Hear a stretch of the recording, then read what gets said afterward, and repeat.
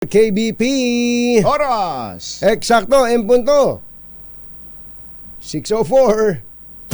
Humahataw, humahagupit, lumalatay na komentaryo sa Himpapawid.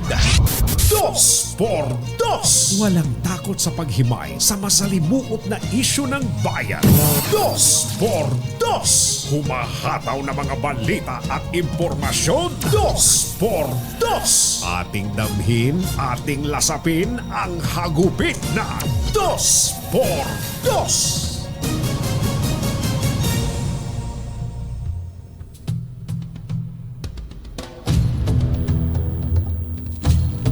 Pinalawig ng Pangulong Bongbong Marcos ng 3 buwan o hanggang April 30 ang deadline para sa PUV consolidation, bahagi ng modernization program ng pamahalaan. Ang desisyon po ng Pangulo ay batay sa naging rekomendasyon ni Transportation Secretary Jimmy Bautista.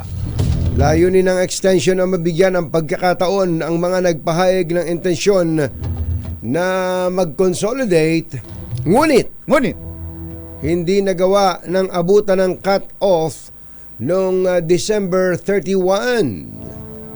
Kapwa naman masaya ang grupong Piston at Manibela at pinuri ang naging desisyon ng Pangulong Bongbong Marcos. Sa kanilang FB page, sinabi ng Piston na may tagumpay sa sama-samang pagkilos. May tagumpay. Deadline extend hanggang April 30. Panimulang tagumpay pa lamang ito. Tuloy ang laban hanggang mabasura ang negosyo at makadayuhang PUVMP. Isyu ng bayan. Katotohanan. 2x2. Maitim ang balak, magtago ka na. 2x2. Si Jerry at si Anthony, narito na. 2x2. Hahataw ng todo, urado ka. 2x2. Ang katotohanan, dala nila. 2x2. Walang sinasamba pali, maniwala ka. 2x2. Hataw ng gusto, tol, umasa ka. 2x2. 2x2.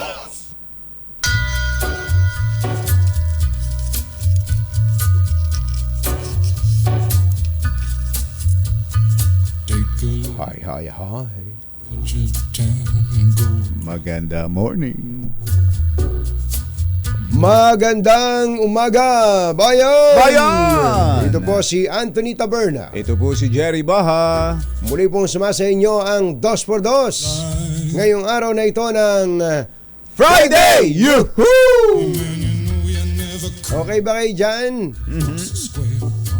Ang daming nagbibiyahe talaga pag magang-maga. Kanina kong batsero, as talaga. early as 5 o'clock, may mga nakita akong bata, mga estudyante na naglalakad. Papasok na. Papasok na. Oo, talaga. Sabi ko, iba na panahon talaga ngayon. Yabang-yabang ko pa naman. Sabi ko, aga kong pumasok. Naunahan kita kong batsero eh. Di ba? Oo nga. Naunahan kita. Sa paradahan. Sa paradahan.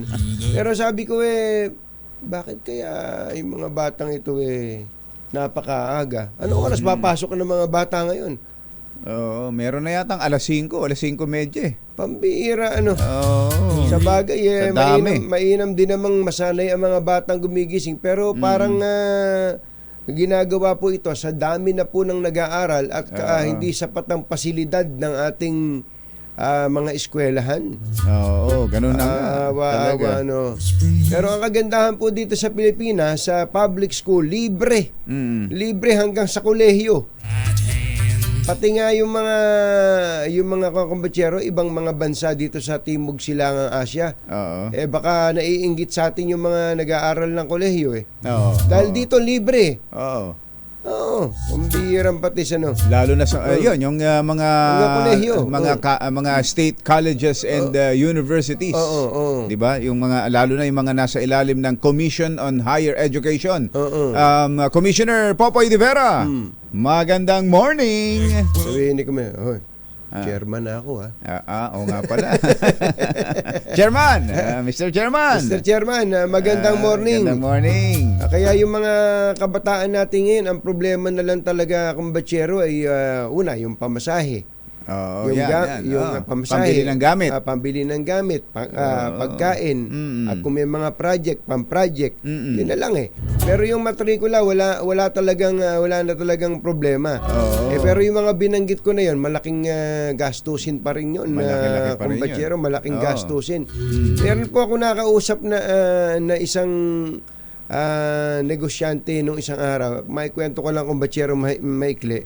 Naalala ko kasi mga 15 years ago na Ambassador Harry Angping, magandang morning. Ay. Naalala niyo pa ba nung nagpunta tayo sa Nanjing, China 15 years ago? Nanjing. Nanjing, China, kumbatsero. Isip-isip, hindi pala 15 years ago, 20 years ago, kumbatsero. Ang 20 years tagal ago. na yan, Matagal na. Isip-isipin mo, during that time, ang mga estudyante sa Nanjing University, mga estudyante, pagka oras ng kainan, pupunta lang sa kantin. Kakain. Kung ano gusto nilang kainin. Libre. Luto, hindi yung feeding program natin na Nutriban o anumang pinapakain. Libre. Sabi ko, naisip ko tuloy, kausap ko yung negosyante. Hindi kaya pwedeng gawin dito sa Pilipinas yun? Na meron talagang kitchen para sa estudyante. Oras ng pagkain, kakain ka kung ano gusto mong kainin. Walang iuwi, walang take out, ha. Kakain ka. Kainin mo doon yung kaya mong kainin. Pero luto, bagong luto. Huwag ka na magte-take out para sa nanay, tatay mo. Wala. Bawal na gano'n. Sabi ko, hindi kaya pwedeng gawin dito. Total, gumagastos tayo ng malaki. Ang laki ng pera natin. Ang yaman ng Pilipinas. Sa DepEd, kumbatsero, ang laki-laki ng perang inilalagay ng gobyerno. Hindi kaya pwedeng meron na isang talagang kitchen, ang student kitchen sa lahat ng eskwelahan na ang magluluto ay community, tapos ang mga iluluto doon galing din sa mga farm. Ay, di ba nga, dati nang meron yan eh. Di ba student canteen pa nga ang tawag? Oo nga, oo diba? nga. Oo nga, kumbatsero. Kalimutan mo na. Oo nga pala. Sino nga si Chiki Roa?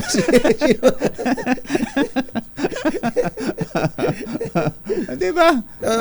Mukhang gandang programa yan. Kaya isa sa kung saan natin nila, lalo na yung mga pork barrel ng mga congressman, senador at congressman natin ngayon na pagkalalaki by the billions.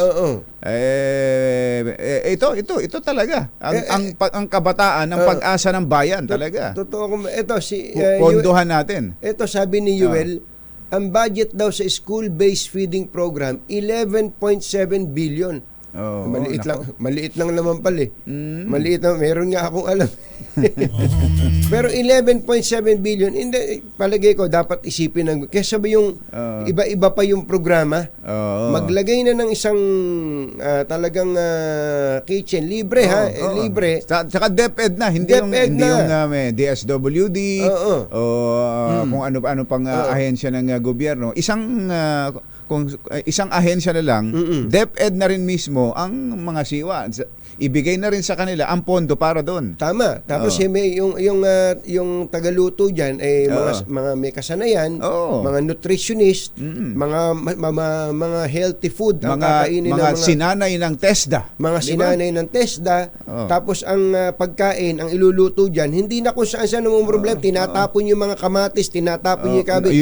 Sila ang kumukuha niyan, pinapakain natin sa ating mga mag-aaral. Di ba? Bakit ba hindi naalala ko ulitin ko lang kung that was 20 years ago. Nung pumasok ako doon sa kainan, siningil ako, kumbatsero. Kasi pagka dayo ka, pag guest, pag bisita ka, bayad ka.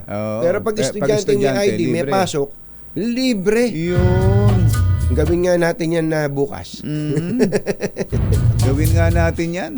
Hindi ko ano mga proyekto. Hindi mo makita kung anong proyekto na. Ay, nako. Nako. Ito ang mga banner story ng mga dyaryo ngayon, kumbatsero. Ito ang Manila Times, ang banner story po ay Chacha. Yun. Ang banner story ng Manila Bulletin, Chacha. Chacha rin. Ito po, ang sabi po nitong si Congressman Joey Salceda, bastante na. Sapat na daw po ang pirma ng taong bayan na nire-require ng konstitusyon para sa charter change. Ayan. Kaya ang sabi naman ng banner story ng The Philippine Star, Ayan. Senate taking People's Initiative issue to Supreme Court. Ayan. Ayan na. Ayan na. Talaga naman. Ibig sabihin, hindi, kinakabahan din ng Senado. Laban na talaga. Kinakabahan din ng Senado dahil ito, sapat ang pirma. Sobra pa daw eh. Oo. Sobra-sobra. Sobra-sobra ang pirma. Medyo masakit din magsalita itong Joey Salceda na to eh. Ano ba sinabi niya? Ano ba sinabi ni Congressman Joey Salceda? Ito po ang sabi ni Congressman Joey Salceda, mga kababayan. It's high time Napapanahon na we give Filipinos na bigyan natin ng mga Pilipino, not senators, hindi ang mga senador, the option ang pagpili to take on economic constitutional reforms. na talakayin ang pagbabago sa konstitusyon sa punto ng ekonomiya. Ang binabanggit niya kung Bachero bakit ba hino-hostage tayo ng Senado? Hino-hostage tayo sa tuwing meron tayong planong gawing pagbabago, hino-hostage tayo ng Senado.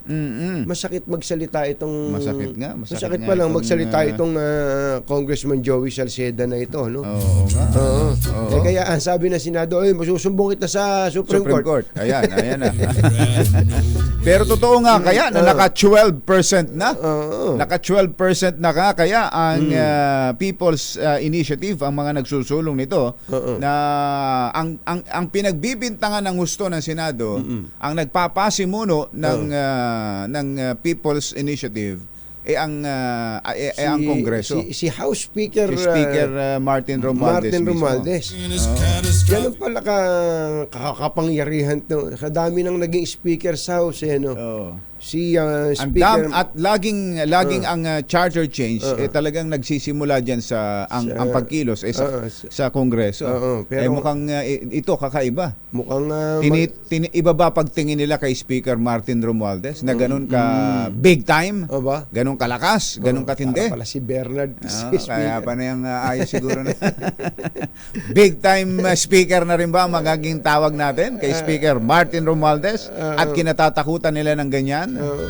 Kaya medyo nag-isip tuloy ang marami doon sa sinabi ni VP Inday Sara na tatakbo siya sa susunod na eleksyon. Ang iniisip na iba, tatakbo ba siyang mayor ng Davao dahil si Basti nabubusit na yata sa pagiging mayor? Ayaw na.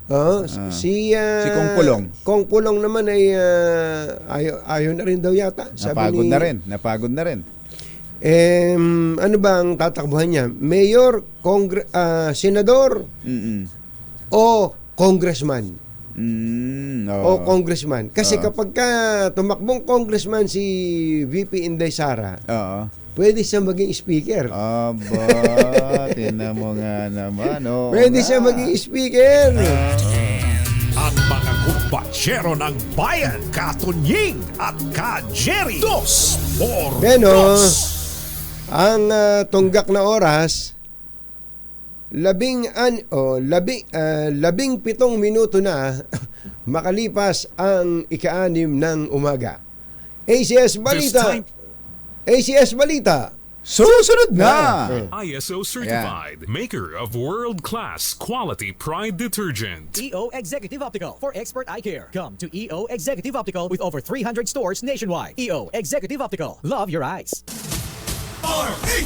Number Ang mga kumbatsero ng bayan, Katunying at Ka-Jerry. 2 por 2. Balitang makatotohanan. Balitang maaasahan. ACS Balita. Walang makakaligtas. Walang makakalampas. Saan mang sulok ng kapuluan. Luzon, Visayas hanggang Kamindanawan. Basta't may balita. Ipagwagwagan ng sikat na tagapagbalita. ACS Balita. Kasama ang 2x2 tandem Anthony Taberna at Jerry Baja. ACS Balita. Ang programang ito ay hatid sa inyo ng ACS Manufacturing Corporation, ISO Certified, maker of world-class quality Pride detergent.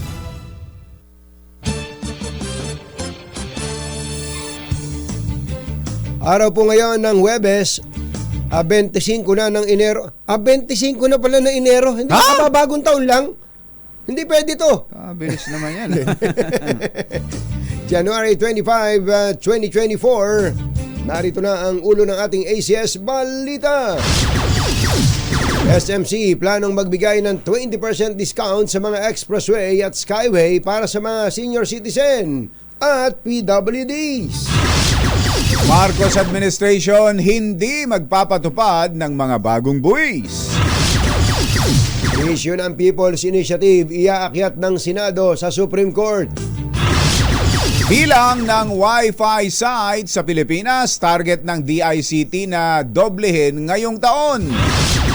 20 babae pinaibig ng isang lalaki. Opo. Ba, matindi ha. Matindi ito, Matindi ha. Pinaibig ha. Oo. Via dating Sino app. ba yan? Sino ba yan? Yuel, ikaw ba ito? Ang galing magpaibig, ha? At 20 ang pinaibig niya ha. At nung mapaibig niya, kinuha na ng pera, 15 million. Aba, tingnan mo. Na-aresto sa Mandaluyong. At Quezon Provincial Hospital tumanggap ng bagong CT scanner. Magandang umaga, Luzon, Visayas at Mindanao. Good morning, Philippines. Hello, world. Kami po ang inyong mga tagapagbalita. Ito po si Jerry Baha. Ito po naman si Anthony Taberna. At ito ang ACS Balita. ACS Good News. sa atin munang ACS Good News.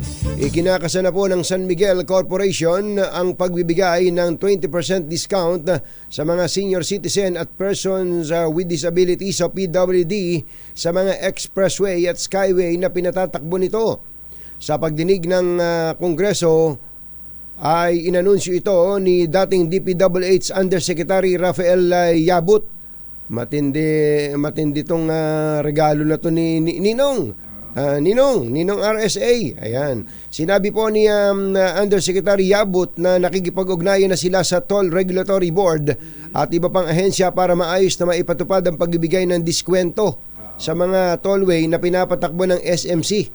Kabilang sa mga kilalang tollway na pinapatakbo ng SMC ay ang Metro Manila at Ninoy Aquino Airport Skyway System, South Luzon Expressway, yung STAR, yung Southern Tagalog Arterial Road Expressway at ito pong TPLEX. Ayan, TPLEX. Maganda to.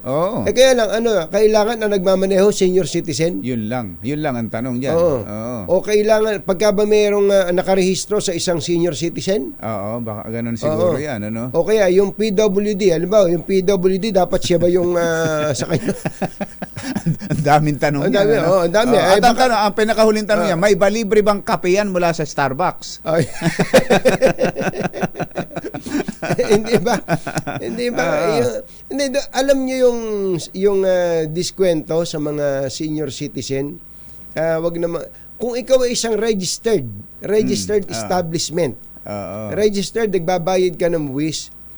Hindi mo naman problema to dapat Hindi mo basta ibigay mo na lang na ibigay. Ibigay mo na ibigay. Dahil nasisingil mo naman yun sa gobyerno. In the form of tax deductions.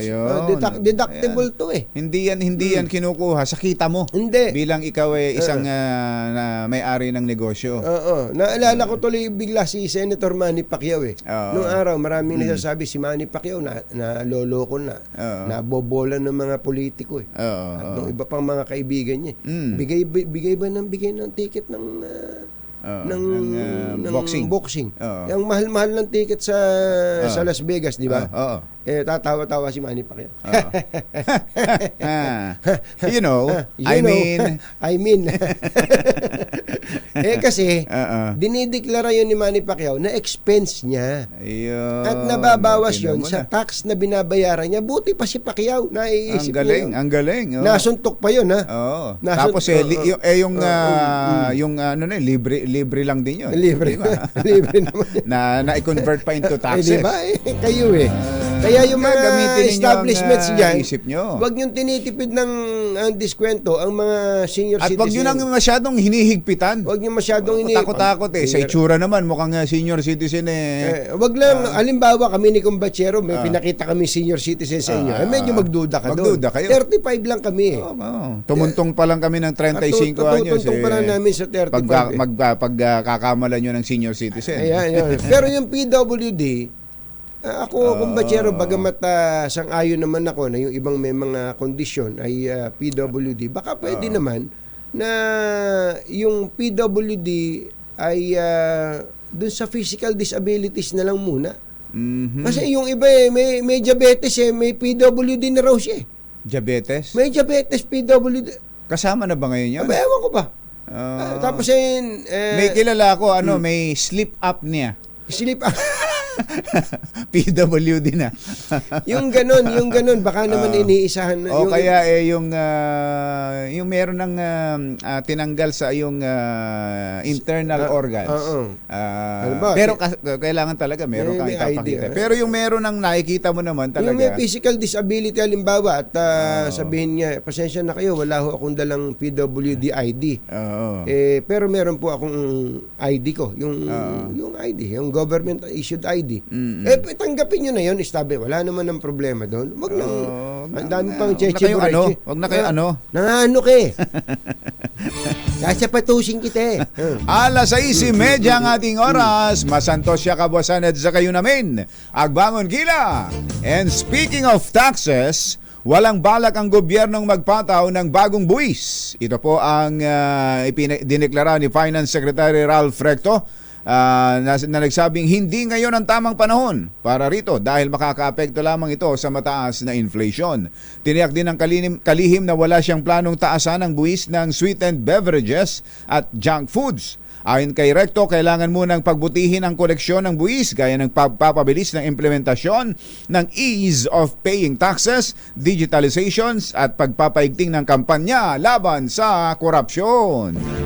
Alas 6:31 na ng umaga, Mr. Dr. Carl Balita, magandang morning. Posibleng iakyat ng Senado sa Korte Suprema ang issue ng People's Initiative na isinusulong ng Kongreso bilang paraan ng pag-amyanda sa 1987 Constitution. Ayon kay Senate Minority Leader Coco Pimentel, kasama sa kukwestiyonin nila ang kapangyarihan ng COMELEC sa pagtanggap ng mga signature form mula sa mga hindi kilalang individual. Target ng Department of Information, Communications and Technology na doblehin ang bilang ng Wi-Fi site sa bansa ngayong taon sa ilalim ng Broadband ng Masa Program. Ayon kay DICT Undersecretary David Almerol Jr., ito ay bilang suporta sa implementasyon ng ELGU o Electronic Local Government Unit ng DILG, isang mobile application na magsasama-sama ang mga serbisyo ng gobyerno tulad ng business permit, licensing, community tax, local civil registry at iba pa. Alas 6:32 ng umaga, Professor Gabby Lopez, magandang morning. Himas rehas ang isang lalaki matapos mabuking ang modus na pinapaibig ang mga babae sa isang dating app. Makinig kayo mabuti. Ayan, mga babae, makinig kayo ha. Jane, makinig ka. bakit si Jane ang babae si Jane. Si Jane kasi nakita. Si Giselle, hindi mo ba? Giselle. Tawagin mo naman si Giselle. Giselle, mother, makinig ka ha. Itong lalaking ito ay nabuking ang modus niya na pinapaibig ang mga babae. Sa pamamagitan ng isang dating app. Ha? Palagay kay pangit. Pangit? Tapos, huhut-hutan yung mga pinapaibig niya para daw sa investment at saka, ghosting, iiwanan sa ere. Oo. Kinilala po ang suspect sa pangalang Jeremiah Jaime Vergara. Mukhang mayaman. Na inaresto ng mga operatiba ng... Si Casanova ba yan? Parang si Casanova. Inaresto po ng mga operatiba ng NBI Cybercrime Division sa isang restaurant sa Mandaluyong City. 20 babaeng nakilala niya sa isang dating app ang napaibig umano. Ano bang dating app yan? Ano ba yan? Parang gusto mo may paibigin ka. Meron mga ganyan, ano? Napaibig daw nitong si Jeremiah at natangayan ang kabuang 15 million pesos. Aba, matindi, no? Ayon kay Attorney Jeremy Lotok, hepe ng NBI Cybercrime Division, target daw po ni Jeremiah Vergara ang mga babae na edad 30 hanggang 40. Hindi ka na madadali dito, mother. Hindi ka na maloloko nito. Lagpas na. Ang tinatarget pala nito ay 30 to 40 years old. Pag lagpas 40 na, ayaw na niya. Ang tingin na dyan sa 40 hindi napasado sa kanyang panlasa. Aalokin daw ang mga ito ng negosyo at hihinga ng puhunan na kanya naman palang ipangkakasino. Ayun. Meron kasi siyang ipinapangako na investment kumbatyar. Tapos sasabihin niya, may mamanahin siyang ganito. Talaga magaling. naman. Tapos lahi daw siyang Chinese. Magaling ding manalita. Mabulaklak. Mabulaklak ang dila nito. dila. Nahulihan ng 3 pakete ng cocaine. Nagkukokain ka pa, ha? Loko ka. Ang suspect na naharap sa patong-patong na kaso ng estafa. Ayan, sa mga naghahanap, yung mga naghahanap dyan ng mga ka-date-date, baka mag-iingat kayo sa mga dating app na yan. Marami nagsasamantala. Samantala, todo pasasalamat naman si Quezon Governor Helen Tan sa donasyon ng bilyonaryong si Ramon Ang. Si Ninong. At presidente at CEO ng San Miguel Corporation sa ipinagkaloob nitong bagong CT scanner sa Quezon Provincial Hospital Network Quezon Medical Center. Ang bagong Fujifilm Supriya 128 slice computerized tomography scanner ay ginagamit para malaman kung ang pasyente ay may cancer, sakit sa puso, sakit sa baga, stroke at iba pa. Yan. Nagagamit din kayang pang-develop ng film ito. Palagay ko, Fujifilm. Sinabi ni Tan na malaking tulong ito sa bawat pasyenteng nangangailangan ng ganitong pagsusuri dahil higit na mabilis ang proseso, mas detalyado at malinaw ang images at mas mababa ang radiation exposure. Ayon kay Governor Helen Tan, labis ang pasasalamat niya sa pinagkaloob na CT scanner ni Boss Ramon Ang dahil mas maisa sa katuparan niya ang advokasya niya na maayos at dekalidad na serbisyong pangkalusugan sa mga mamamayan ng Quezon. Ay, congratulations dyan sa mga mamamayan ng Quezon.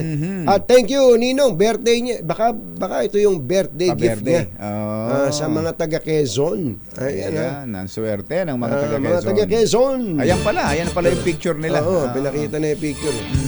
Susunod, Tito Boy! VP Sara Duterte. Pagkatapos na i-anunsyong tatakbo siya sa susunod na eleksyon, magre-resign niya ba bilang DepEd Secretary? Yan at iba pa sa pagbabalik ng ACS Balita. 6:37 ng umaga. Walang balitang makakaligtas, walang balitang makakalampas, saan mang sulok ng kapuluan. ACS Balita! ACS Balita! Ang programang ito ay hatid sa inyo ng ACS Manufacturing Corporation, ISO Certified, maker ng world-class quality Pride Detergent. Hi! Magandang morning! Anong araw ba today, kumbatsero? Today is Laundry Day Friday. Yuhuu! At pag Laundry Day Friday, all you need is Pride Washing Machine Detergent. May triple stain away formula kaya tanggal ang makapit, madikit at malupit na dumit man siya. Kaya easy ang labada. Kaya pala mula noon hanggang ngayon, all you need is Pride. All you need is Pride. ACS. Kasama ang 2x2 tandem Anthony Taberna at Jerry Baja. ACS Balita. Matindi pala itong sagot ni Pastor Apollo Kibuloy kay Senator Risa Ontiveros. Sumagot. Akala ko ba hindi dumalo sa hearing? Hindi nga, pero Paano nakasagot? Sinubpuena kasi, di ba? Sinubpuena na siya. sinubpuena. Sabi ni Senator Risa Ontiveros, pag hindi siya dumalo, na kahit na ngayong meron ng subpuena, ipapa-aresto siya. Mag-i-issue nun. Di ba ganon? Matindi pala yan. Di ba ganon? I-arresto Ganon naman, pati sa iba eh. Ano sabi Sabi po sagot? ni Pastor Kibuloy, dito po sa isang statement na kanyang ipinahayag, ganito po, mga kababayan. Narito po. Pakinggan po ninyo. Pakinggan po ninyo. At babasahin po ni Kumbatsero ang naging sagot ni Pastor Apollo Kibuloy Asan ba? sa naging pahayag po ni Senator Risa Ontiveros Tama. na kanya daw pong ipasusumpwena Oo. ang si Kibuloy dahil sa hindi pagdalo sa Senado. Narito po. Ito po'y may kinalaman pa rin. Nakita ko na. Nakita mo na ba? Nakita ko na. Talagang nakahanda ako sa maraming adlib.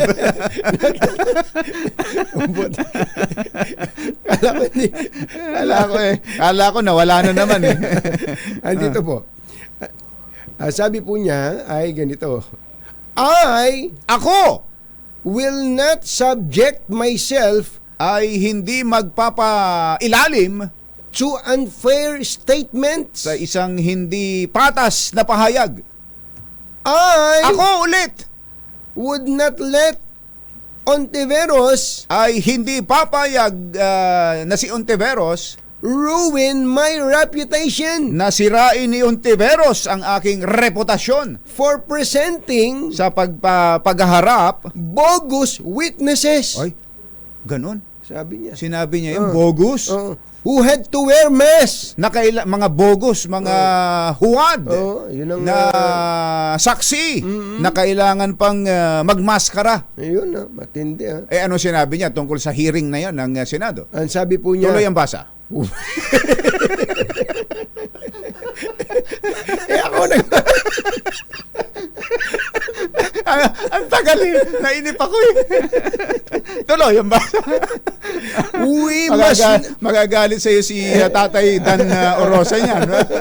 we Ba, must know kanina that ay lang ha. Ngayon, we na. we must know the truth, Kailangang malamin natin ang katotohanan. but Subalit, not in your Senate hearing, hindi dyan sa pagdinig ng Senado. but Subalit, in a court of law. sa hukuman. Yan po ang sinabi po ni Pastor Apollo. Wala ba siyang sinabi talaga tungkol sa hearing ng Senado? Wala. Hindi niya sinabing bogus hearing yan? Binanggit na niya yung bogus witnesses. Bogus witnesses. Binanggit na niya yung bogus witnesses. Uh, Ang sinasabi niya, Kumbatsero, I will not subject myself to injustices that are done in a cloak of a Senate hearing.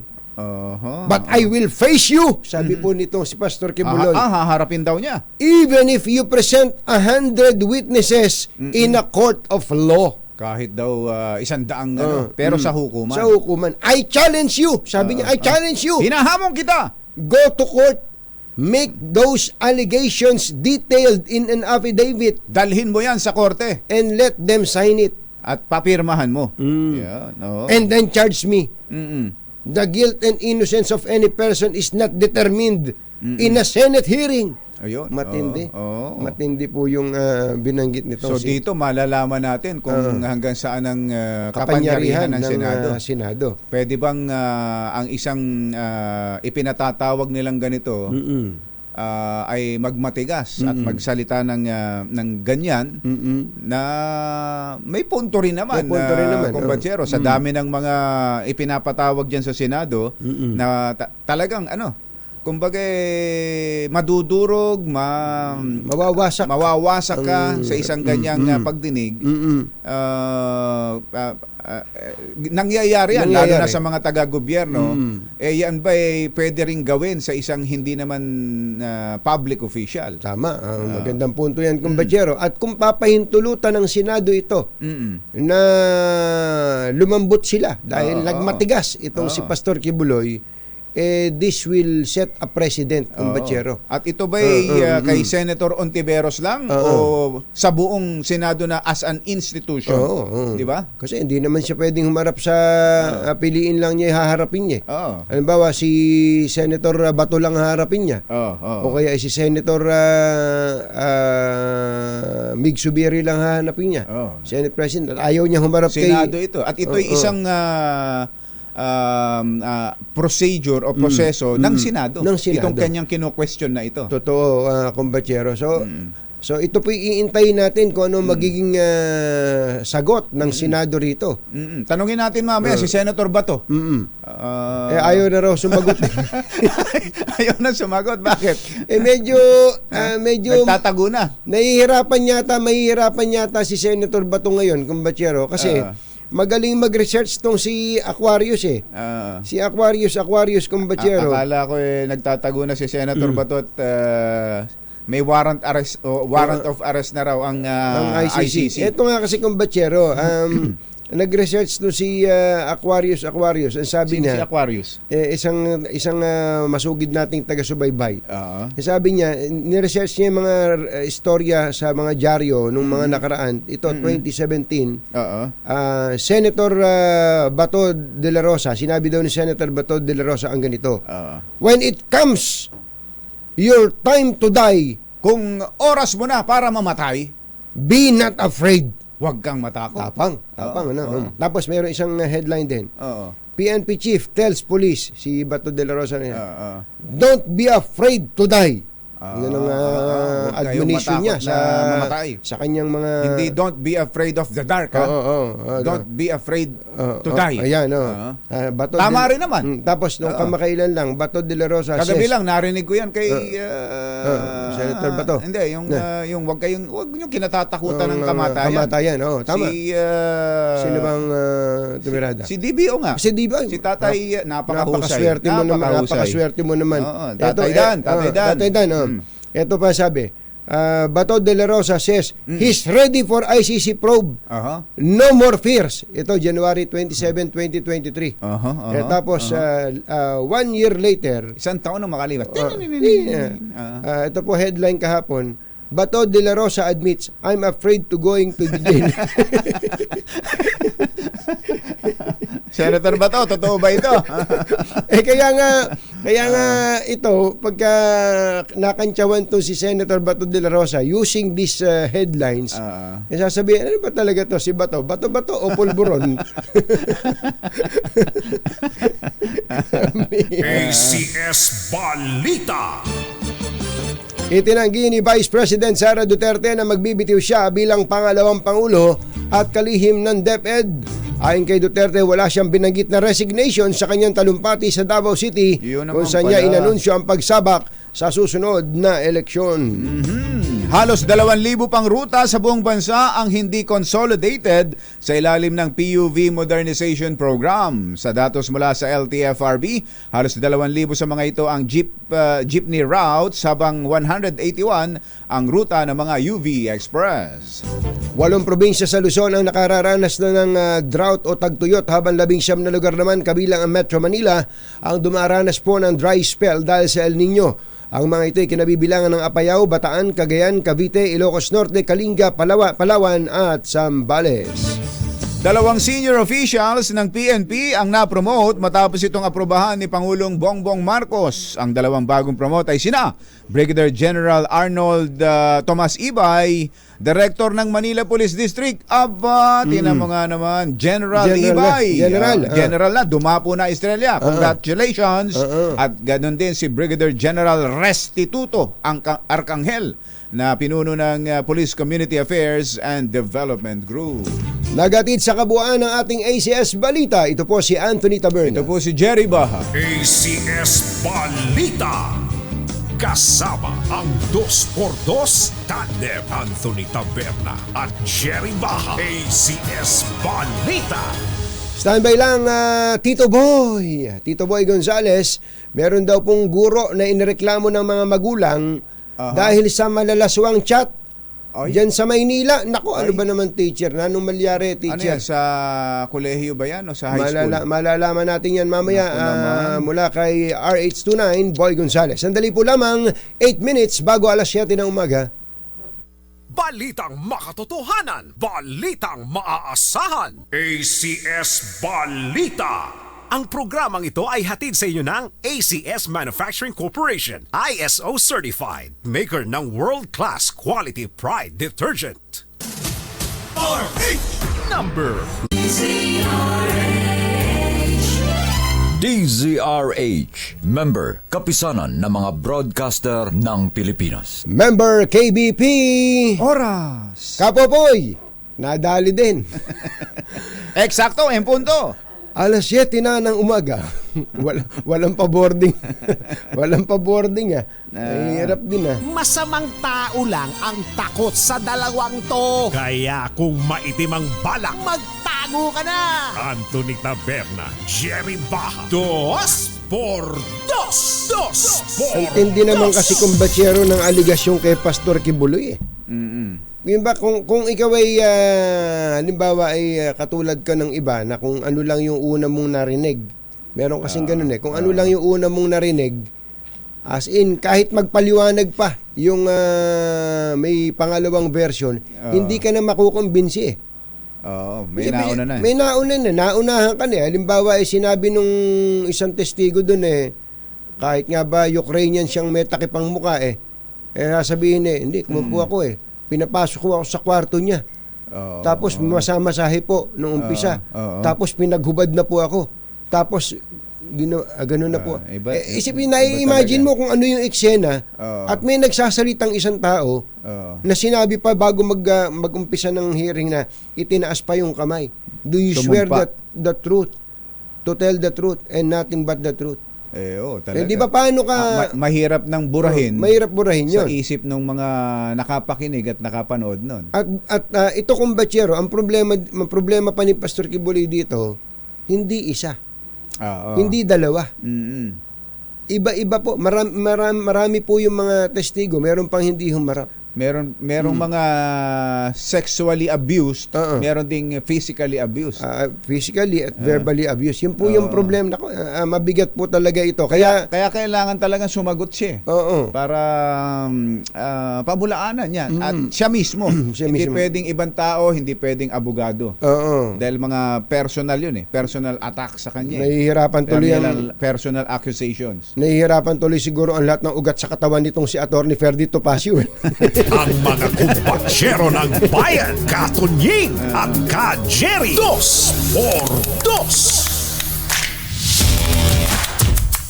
Nako, sino ba itong gurong ito? Ang guro na itinuturing na pangalawang magulang pagka natalikod ang bata sa magulang niya, ang pangalawang magulang na pinagtitiwalaan niya ng kanyang anak, ang mga teacher. Nako, kanina pa inaabangan yan. Kanina pa inaabangan yan ni Ethan Schuler. Kilala mo to? Si Ethan. Si Ethan, dyan sa Kalamba. Yung pala nagsawa na sa Kalamba at ngayon ay nandyan sa Anaheim, California. Wow. Doon nagmumotor. Grabe naman. Hey, Joe! Pakipuntahan mo nga si Mickey Mouse yan. Sa Anaheim. Sa Anaheim. Ito po, guro, inireklamo po ng mga magulang dahil sa malalaswang chat sa kanyang estudyanteng babae. Nako po. So lalaki si teacher. Lalaki si teacher. Alamin natin ang detalye ng balita mula kay RH29, Boy Gonzales. Come in, boy! Anthony Jerry, dito tayo sa Barangay Hall ni Chairman Mara Ponce dito sa Sampaloc, Manila. Andito rito sa katabi ko yung magulang na naalarma ang mga batang estudyante dito sa Sampaloc dahil sa ginawang paglalasya sa pulso at yung malalaswang larawan na ipinapadala sa kanilang group chat.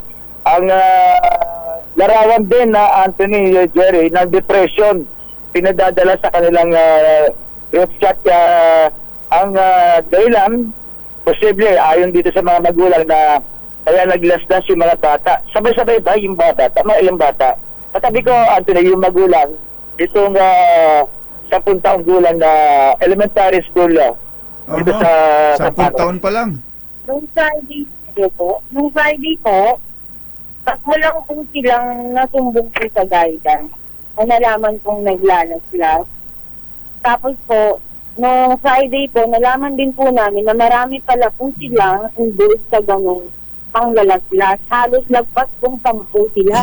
Member po sila lahat ng color guards po ng ng Girl Scout sa school po. Yun po. Kailan mo nalaman yun? Noong Friday lang po.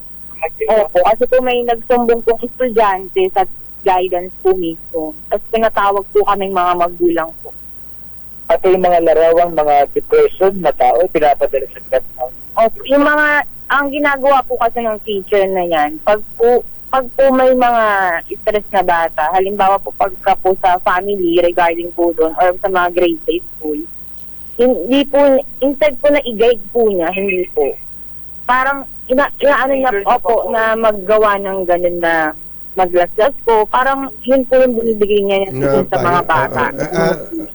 Ano pangalan, boy? Ano pangalan ni ma'am? Si Kat, Po. Kat, si Kat Tunying to.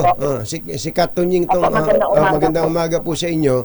Yung teacher po ay lalaki, tama po ba? Opo, lalaki po. Siya po ba ay advisor ng mga anak ninyo? Hindi po eh. Ano po siya? Siya po yung humawak po nung ano po nila, nung sa Girl Scout po. Yung mga color guards po. Siya yung pinaka-in charge dun sa color guards, no? Opo. So, meron silang group chat? Opo, meron din po silang Opo. group Sino chat. po ang kasama sa group chat na to bukod dun sa teacher? Dalawa po silang teacher, kambal po sila. Dalawang teacher Tapos na kambal? po yung mga- Opo, tapos po yung mga kasali po sa color guards na iba-ibang section and grade po. So marami yung nandun sa group chat na to ng mga estudyante, puro babae yun dahil Girl Scout no? Oo nga. Opo. Puro babae. Marami po. Tapos po? Tapos po, ito pong kahapon lang po, may nakausap po akong co-parent. Tapos yung kasama po ng anak ko nung Friday sa guidance po. Sabi po niya sa akin, may private message daw po si sir, tsaka yung anak po niya na regarding po sa sex po, tsaka sa pang-hipo po. Tapos po, naisip ko po, baka po yung anak ko din po, baka po meron pong ganun din na conversation sila. Kasi nakaka-chat po niya yung teacher po. Oo. Tapos po, kaya po bakit po ako dun sa messenger po nung anak ko dun sa teacher po. Kahit ako po yung mga chat niya sa anak ko. Hindi po kasi po. Kahit ako po yung mga chat niya sa anak ko, puro ang mabastos po. Na, hindi po siya naiintindihan ng anak ko. Tapos parang pilit niya po pinapaintindi yung kabastusan niya dun sa anak ko. Hindi na po sinipigilan. Ganun po.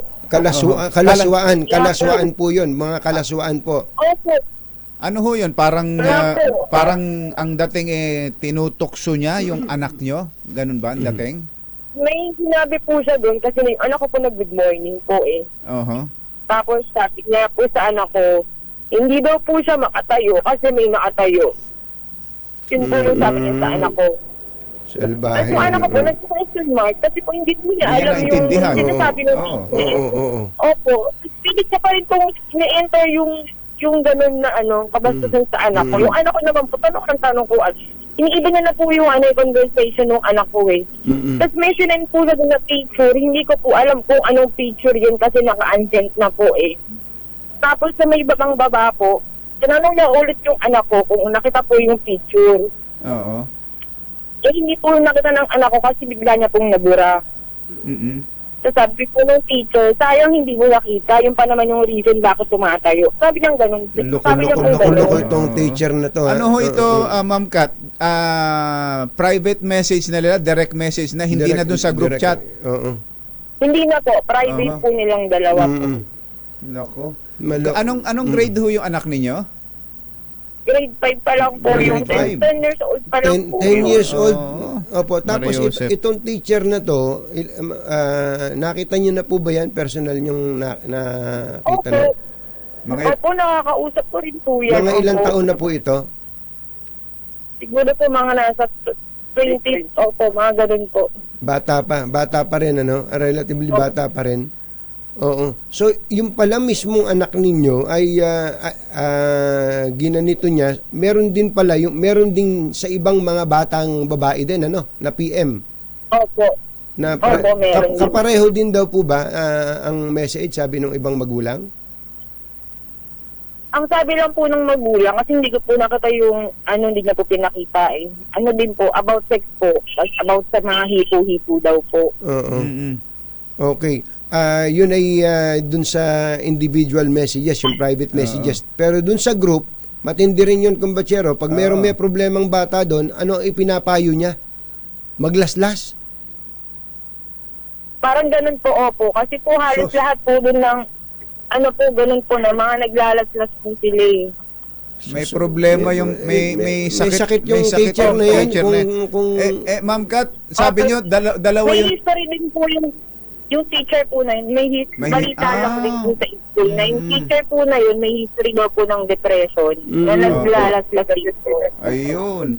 Sabi Parang niyo feeling po namin mga parents, kaya sa ganun, kasi ganun yung parang tinuturo niya sa mga bata. Kasi ganun po may yung sakit ginagawa nga, niya may dati. sakit nga. May sakit nga yan at hindi dapat na isinasailalim sa kanyang pangangalaga ang mga bata. Ma'am Kat, sabi niyo dalawa silang teacher dun sa group chat. Anong sinasabi ng isang teacher? Yung isang teacher po, okay naman po, pero ano lang po siya dun sa mga bata. Pero siya po kasi, kambal po sila.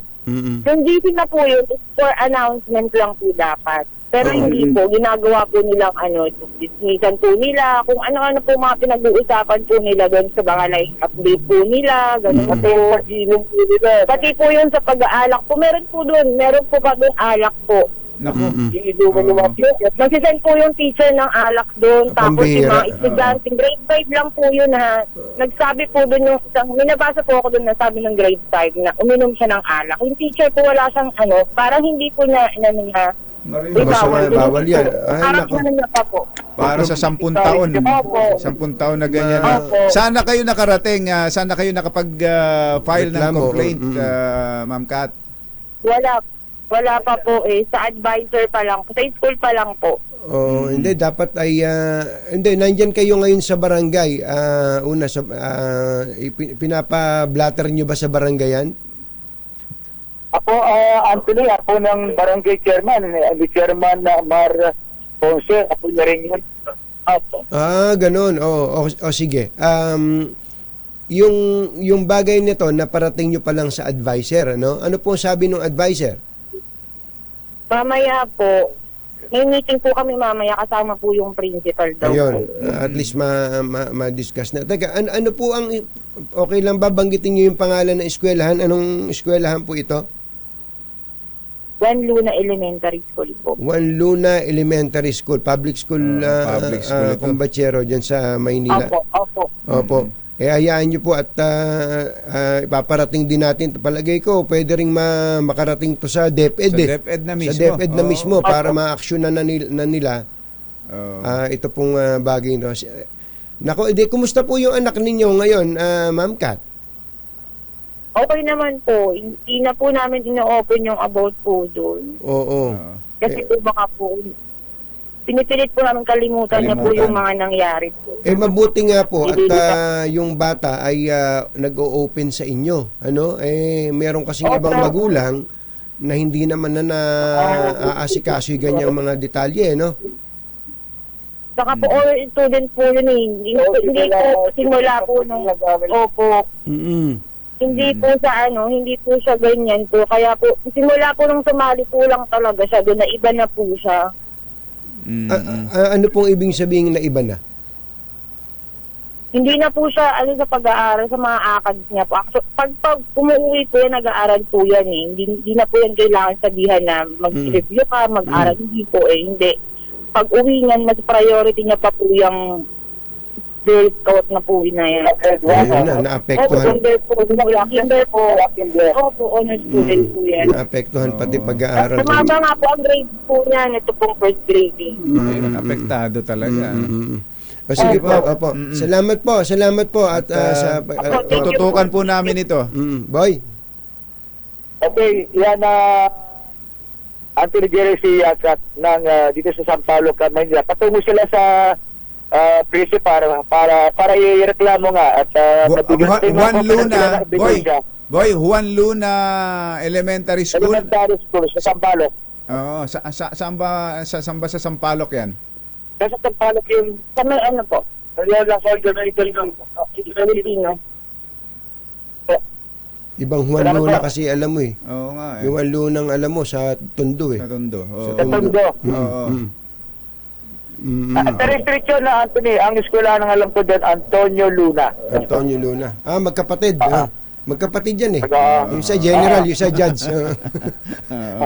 Okay, thank you. Okay, yan Thank you, si boy.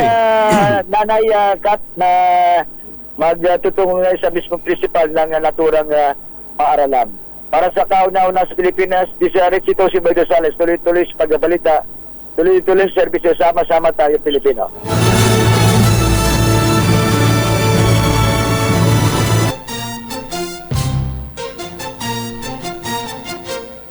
Katonying at Ka-Jerry. Anthony Taberna, Jerry Baha, ang samahang pinatibay na ng panahon. 2x2. Nakakatakot yun, kumbachero ha. Ikaw na magulang, pinagkakatiwala mo yung anak mo sa mga teacher, tapos ganun ang mindset ng teacher, problemang malaki yan. Iba yan. Ano ba ang mga proseso bago maging teacher?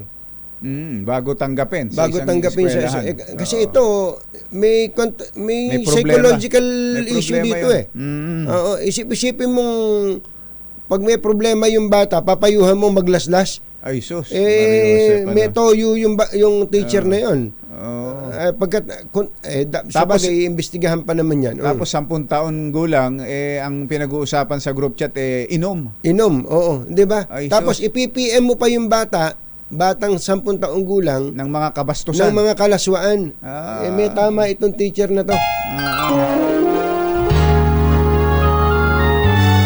Kauna-unahan sa Pilipinas. Manila Broadcasting Company.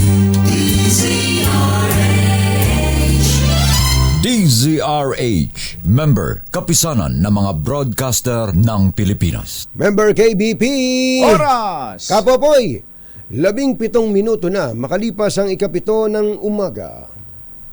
Balitang bagong-bago. Balitang dapat alam mo. Balitang magdadagdag ng talino. Dahil bagong impormasyon, makibalita. Unang-una sa DZRH. Pangunahing balita. Kasama ang 2x2 tandem nina Anthony Taberna at Jerry Baha. Sa ulo ng ating mga pangunahing balita, 3 patay, 26 sugatan sa karambola ng 6 na sasakyan sa Bataan. Leader ng Concepcion Criminal Group patay sa engkwentro sa Albay. 5 miyembro ng isang pamilya patay sa sunog, magkakayakap ng matagpuan. 2 rehiyon sa Luzon maaaring makaranas ng pagbaha dahil sa shear line. EUV consolidation, pinalawig pa ng Pangulong Bongbong Marcos hanggang 3 buwan. Desisyon, pinuri ng piston. At Pangulong Bongbong Marcos may biyahe ulit Singapore sa buwan ng Mayo.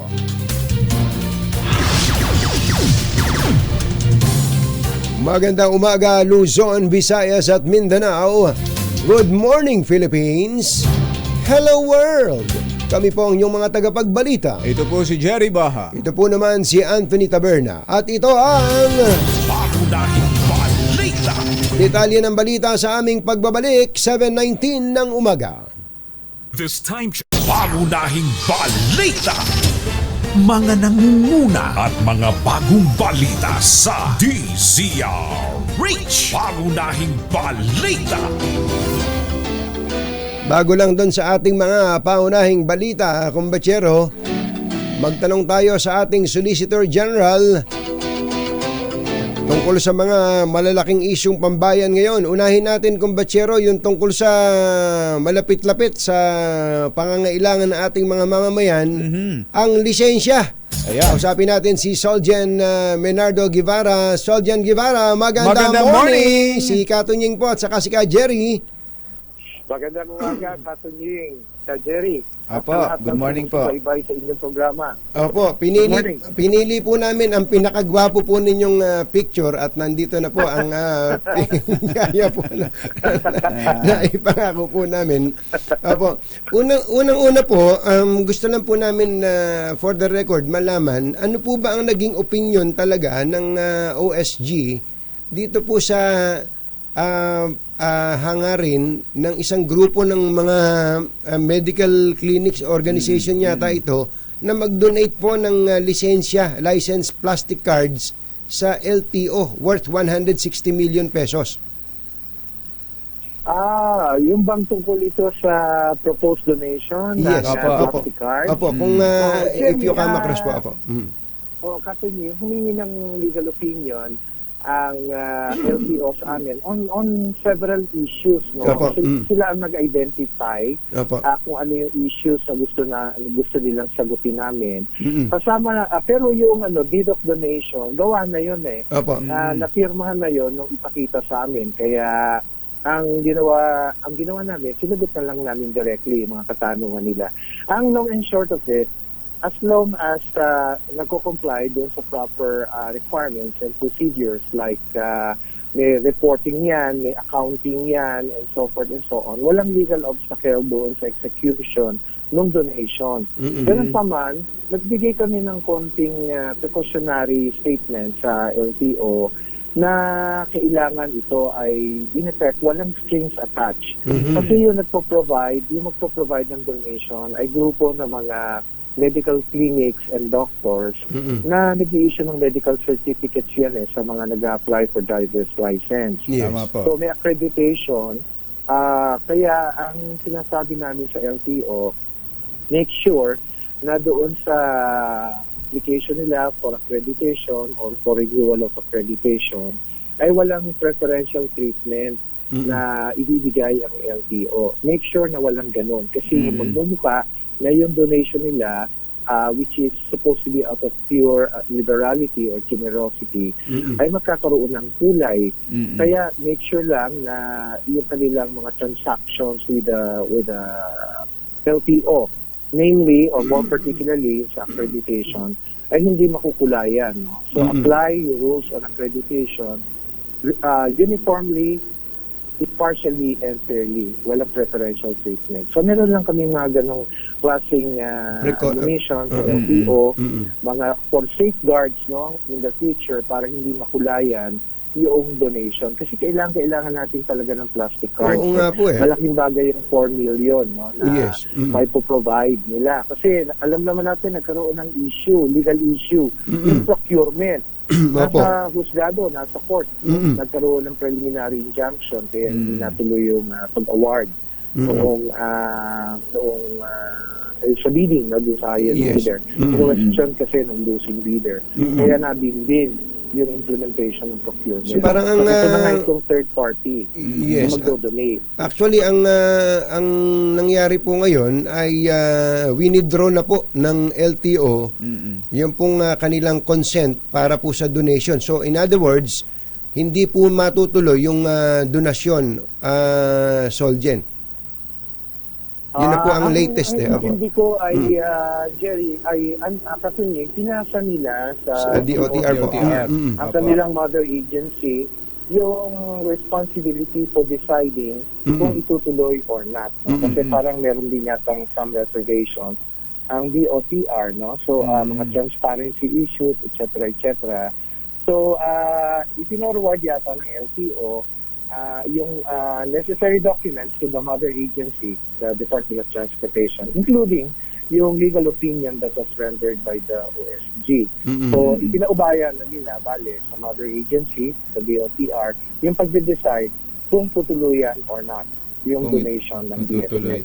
So ito pong ganitong mga donasyon ay pinapayagan basta't walang strings attached. Walang kondisyon o walang anumang nakakabit o walang kulay, sir.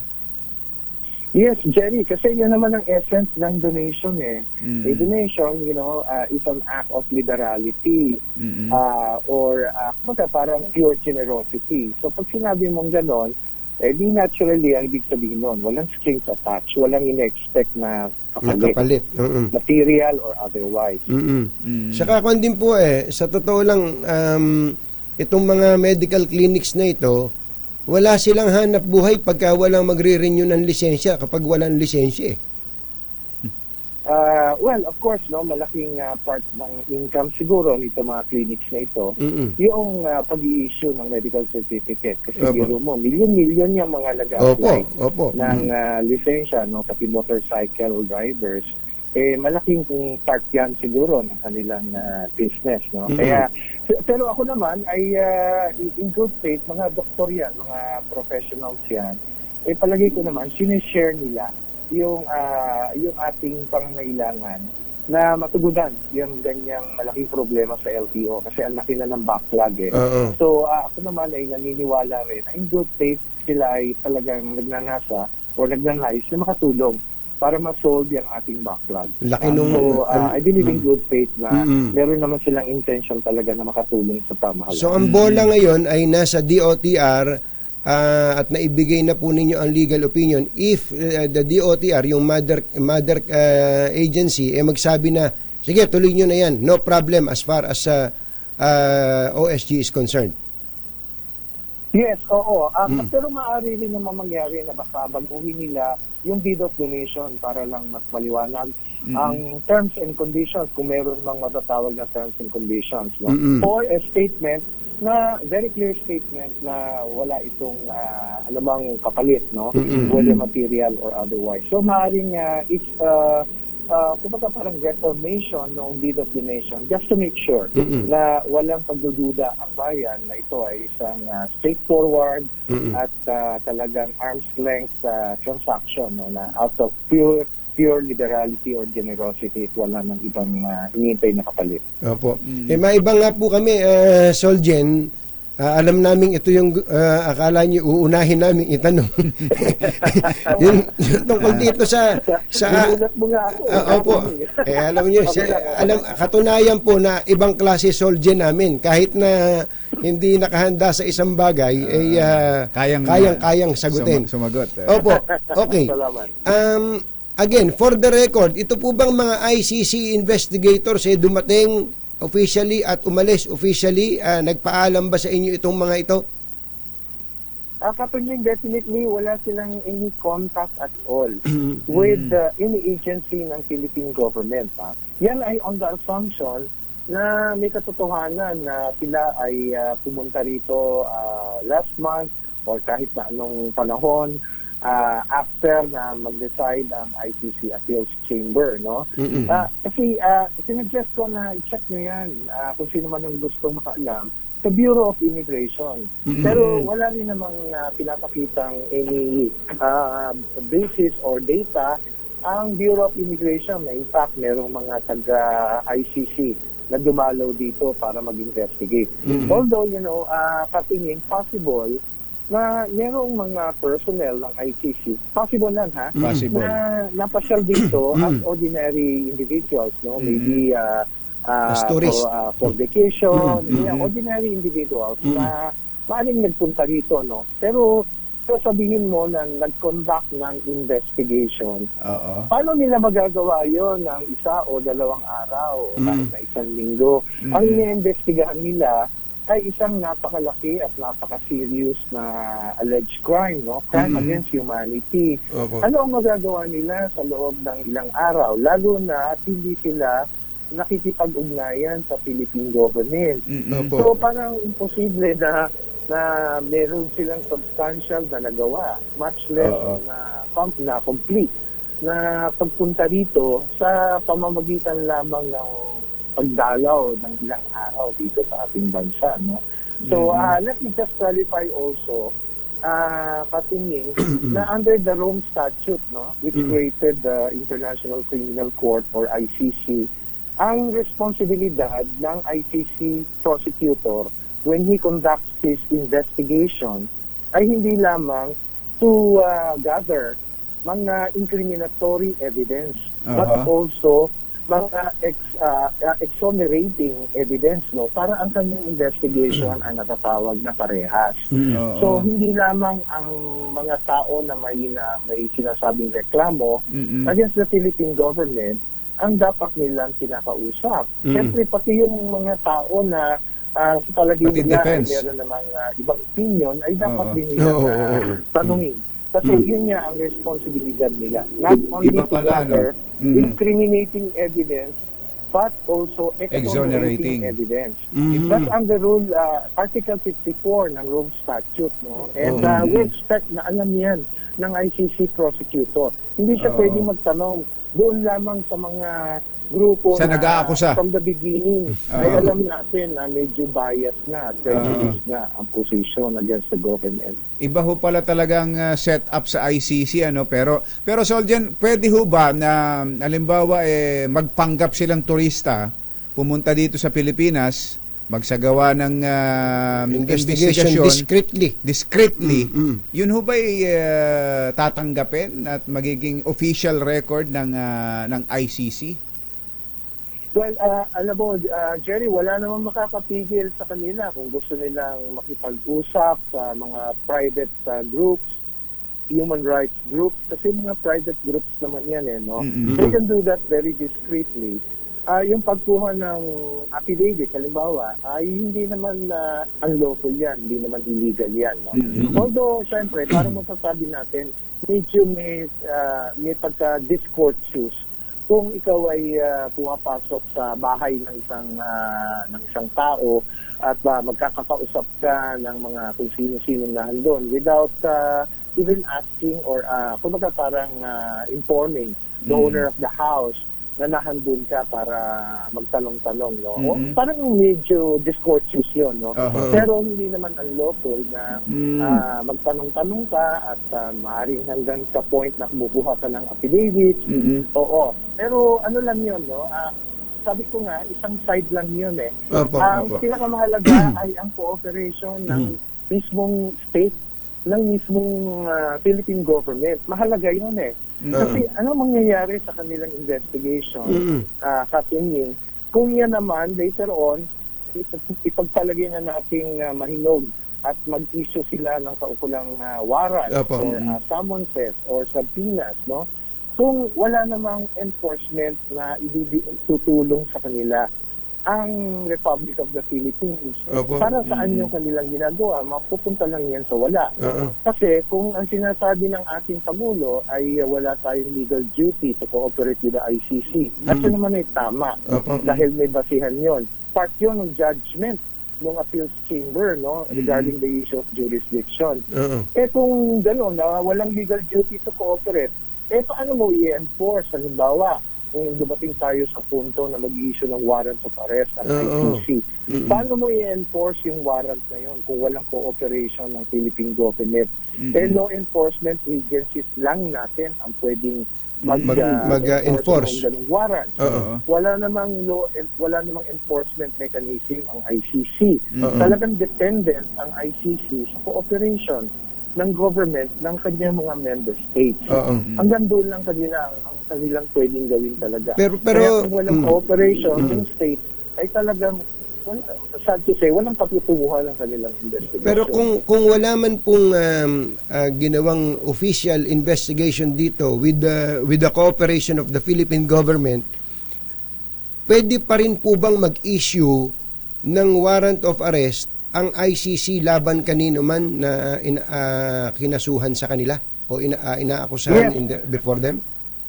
Yes, Katunying, pwedeng mangyari yun, no? That's a possibility. Ang mag-i-issue niyan yung pre-trial chamber ng ICC, pero i-evaluate ng pre-trial chamber kung yung nag-gather na ebidensya ng ICC prosecutor ay enough to establish a reasonable ground, no? Yun ang words ng ng Rome Statute on the matter of issuing warrants of arrest. Merong bang reasonable ground para mag-issue ang pre-trial chamber ng arrest warrant o summons as the case may be, no? So, yung pre-trial chamber, i-evaluate kung yung bang ginather na ebidensya na most likely ay one-sided, no, ay enough para masabi na may basihan na mag-issue Para ng warrant sa of warrant. arrest. Halimbawa po, Kahit po sa isang hindi membro ng ICC. Oh yes, definitely. Kasi katungkulan niya ng pre-trial chamber. And they're supposed to be fair, impartial, and reasonable judges. So yung ICC prosecutor, hindi naman siya judge. Opo. Parang set up natin dito. Na diba? fiscal Siya yung yung- mag-gather ng ebidensya and then ipafile na sa court. Yun naman court ang magsasabi kung sufficient or not yung ebidensya ginather po. Pero halimbawa po, ito po ay senaryo lamang. Halimbawa at ituloy nga ng ICC ang pag-i-issue ng arrest warrant, hindi naman pwedeng mga aresto dito sa Pilipinas gaya nung paliwanag po ninyo. Halimbawa, pumunta po si Senator Bato de la Rosa o si Pangulong Rodrigo Duterte sa labas ng bansa. Pwede po ba silang dakpin sa labas ng bansa? Katunying, depende yon kung yung pupuntahang bansa noong persons to be arrested ay member state ng ICC.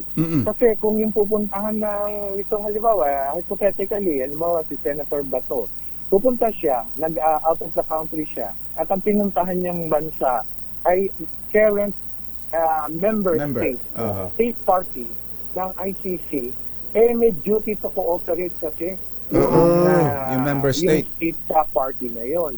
Kaya po pwede siyang sabihan ng ICC na i-cooperate in the arrest of a particular person. Kasi member state yun Kaya may legal duty siya to cooperate. Yung US po ba? Yung US? Yan ang problema, no? Pagka lumabas out of the country, itong mga individuals na i-indict or ipapa-aresto, for example, ng ICC.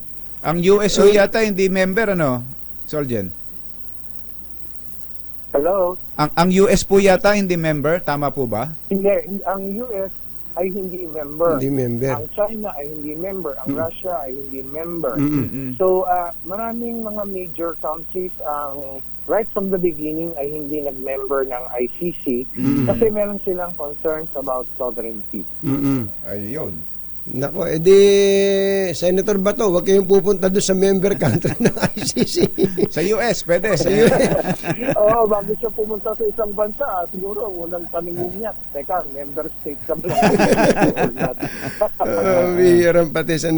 Nako, thank you so much po, Soljen, sa pagkakataon. At least, ang pagkakaunawa po natin, nung nagsalita uli ang Pangulo sabi ng Pangulo, hindi kinikilala ng Pilipinas, ng gobyerno, ang mga ICC investigations dito sa ating bansa. Naglabas din ng statement ng DOJ kahapon at ngayon narinig po namin kayo loud and clear. So, iisa po ang tinig ng pamahalaan dito. No to ICC probe. Yes, Kapining, I think that is the case, no? Medyo nagiging choppy ka na, but I hear what you're Yes, sir. saying. Opo. Soljen, maraming salamat po. Sa susunod po ulit. Thank you so much. Magandang umaga po sa inyo. My pleasure, Kapining. Jerry, maraming salamat. Maraming salamat po. Si Solicitor General Menardo Guevara. Pangunahing balita. Susunod! Tito Boy! Mga balita, mga malalaking balita sa pangunahing balita, susunod na. 7:43 ng umaga. This time check is brought. Ang patay habang 26 ang sugatan ng magkarambola ang 6 na sasakyan sa Gapan Olongapo Road, Barangay Bangal, Dinalupihan, Bataan. Nangyari ang aksidente pasado alas 7 kagabi matapos araruhin ng Arayat bus ang pampasaherong jeep, isang motorsiklo at 2 tricycle. Kinilala ang dalawa sa 3 nasawi na si Camille Arceo, 25, at si Raizen Costales habang wala pang pagkakakilanlan ng isang lalaki. Ayon kay Bataan Provincial Police Director Colonel Palmer Tria, mabilis ang takbo ng pampasaherong bus na minamaneho ni Edwin Sandoval hanggang sa mawalan ito ng kontrol sa manibela at mabangga ang mga sasakyan. Patay ang ang leader ng isang notorious criminal gang na makaengkwentro ang mga otoridad sa isinagawang operasyon sa Albay. Si Gilbert Concepcion ay kabilang sa listahan ng DILG na most wanted person at may patong sa ulo na 420,000 pesos. Siya rin ang itinuturong leader ng Concepcion Criminal Gang na naharap sa mga kasong gun for hire, extortion, robbery at pagpatay na ang operasyon ay sa Albay, Camarines Sur at iba pang karatigla lugar. Meron din itong standing warrant of arrest sa kasong kidnapping with murder at kidnapping with serious illegal detention, direct assault at murder. Naawi sa trahedya ang mahimbing na pagtulog ng 5 miyembro na isang pamilya matapos matrap sa loob ng nasusunog nilang bahay sa Daraga, Albay. Magkakayakap ng matagpuan ang mag-live-in partner na sina Mon Cris Estiona Neptuno at Rosalie Masarate Polido at mga anak na may edad 5 at 11 buwang sanggol. Ayon kay Lieutenant Colonel Malu Calubakib, spokesperson ng PNP Region 5, nakita na lamang ng mga residente na naglalagablab ang bahay ng mga biktima at mabilis itong kumalat dahil gawa sa kahoy. 2 rehiyon sa Luzon ang makakaranas ng mga pagbaha dahil sa pagulan dulot ng shear line. Ayon sa Pag-asa, kabilang sa nanganganib na makaranas ng malawakang pagbaha tulad ng naranasan sa Davao Region ay ang Cagayan at Bicol Region. Partikular na sa Linao, Lower Abulog, Lower Pamplona, Kabikungan, Anugay, Bawa, Palawig at Tabuan sa Cagayan, gayon din sa Camarines Sur, Camarines Norte at Albay at Sorsogon. Nakatakdang magtungo muli sa Singapore ang Pangulong Bongbong Marcos sa buwan ng Mayo.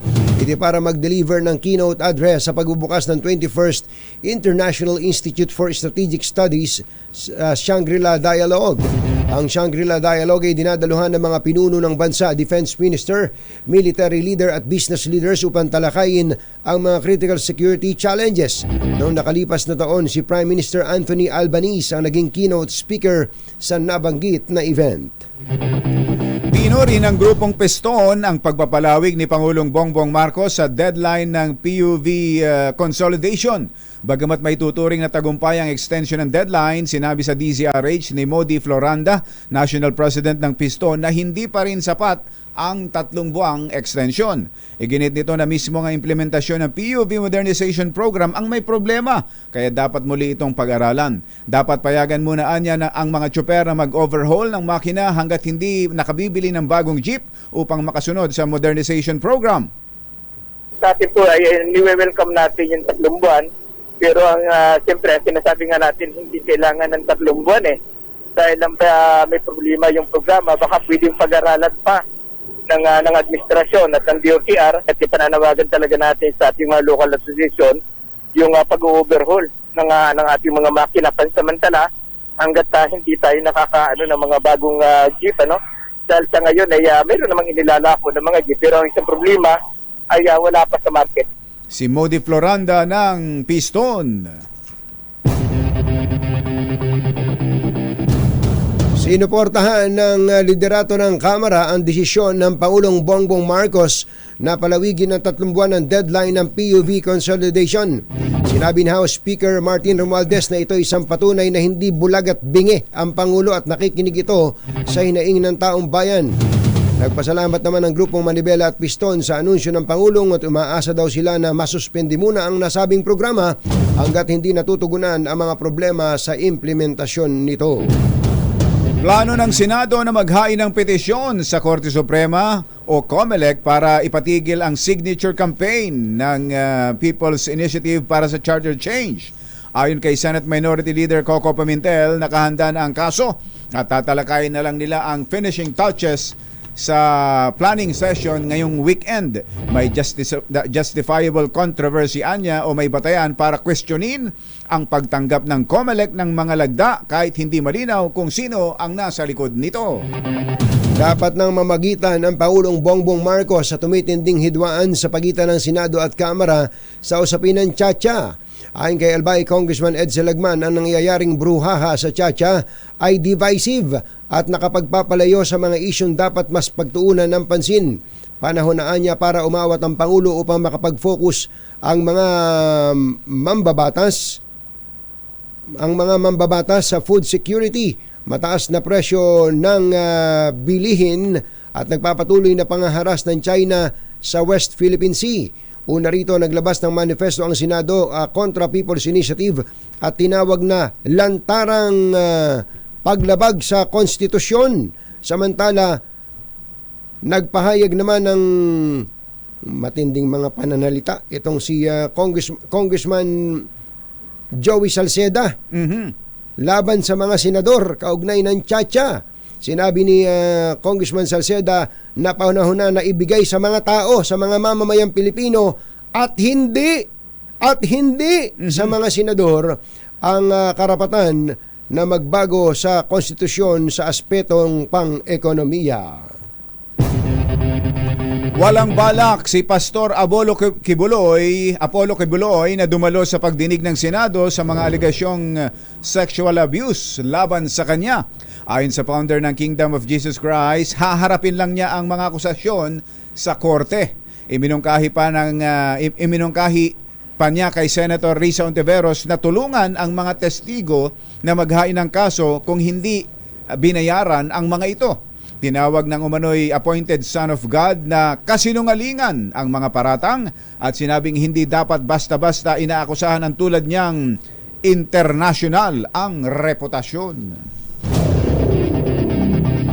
Pangunahing balita. Nagatid sa kabuuan ng ating mga pangunahing balita. Ito po si Anthony Taberna. Ito po si Jerry Ba. Mga nangunguna at mga bagong balita sa DZRH. Pangunahing balita. Oy, baka gusto nyo nang magpalit ng bubong ng bahay at tamang-tama, mainit ang panahon ngayon. Kumbachero, pwedeng-pwede. Buti na lang may bubong na maaasahan. Gawa sa state-of-the-art technology. May aluminum na. May pintura pa. Now available na rin sa pre-painted tiles pan. Para sa eleganteng bubong na matibay na, makulay pa, mag-cherry loom, pre-painted ka na! Ay, Uncle Robert Totoy Borselis. Aba. Happy birthday. Aba. Uncle Totoy, happy birthday. Wala ba tayo dyan? Wala ba tayo dyan? At advance happy birthday kay Heidi. Si Heidi. Birthday ni Heidi bukas sa Kumbachero. Heidi. Wala ba tayo dyan? Wala ba tayong pansit ni Nanay Benny dyan? Yun. Wala ba tayong batutay ng kabanatuan dyan? Ayan. Si Navy Captain Jeff Rene Nadugo ay nagbe-birthday ngayon. Happy birthday. Siya ang Chief Financial Management Office, si Navy Captain Jeff Nadugo. Sabi ni from Navy Commander Joe Marcelo. Aba. At Navy Admiral Ruel Nicolas. Aba. At ang Kat Aviva, magandang morning. At kay Kuya Jerry at Ate Sally Espidillon sa Nueva Vizcaya, na imbaga-bigat po, apo! Hinahanap ni Kuyang Els Bartolome Combachero. Saan daw ba makikita yung guro? Yung teacher na tinetext ng mga kalasuan ng mga estudyante. Grabe, no? Abangan ho natin ang mga follow-up dyan at anong magiging aksyon ng DepEd. Dapat mabilis ang kilos ng DepEd sa mga ganitong mga pangyayari sapagkat inuulit lang po natin bilang magulang. Ang pinagtitiwalaan natin na parang mga magulang din sa paaralan sa ating mga anak ay ang mga guro. Tapos narinig niyo po ba ang ginawa nitong gurong ito? Pag nalulungkot yung bata, ang sabi, maglaslas ka. Ay, parang talaga. ganun eh. Anong klaseng guro yon? Tapos, ipipm yung estudyante, 10 taong gulang na batang babae, ng kalaswaan. Kabastusan. Sabi nga ni Kuyang Els Bartolome, lalaslasin daw niya. Wag mo ilalagay ang batas sa iyong kamay, Kuya Els. Ngayong araw na to, Kumbachero, pinapaalala sa atin na ni pinsan ni Colonel Byron Tabernilla. Ay, Colonel! Colonel Byron. Ngayon ang nakakailan taon na ba to? Yung SAF 44. Tama. Ilang taon na yan, Kumbachero? 9 years na. 9 years na, no? 9 years na yung SAF 44 incident sa Mama Sapano. Mga makikisig na mga Special Action Force members. Ang happy nyo si General Banak. Magandang morning, SAF. Bye! Happy weekend! Woohoo! Damdaming Bayan! Susunod na! Let it rock, let it roll, let the Bible bell come.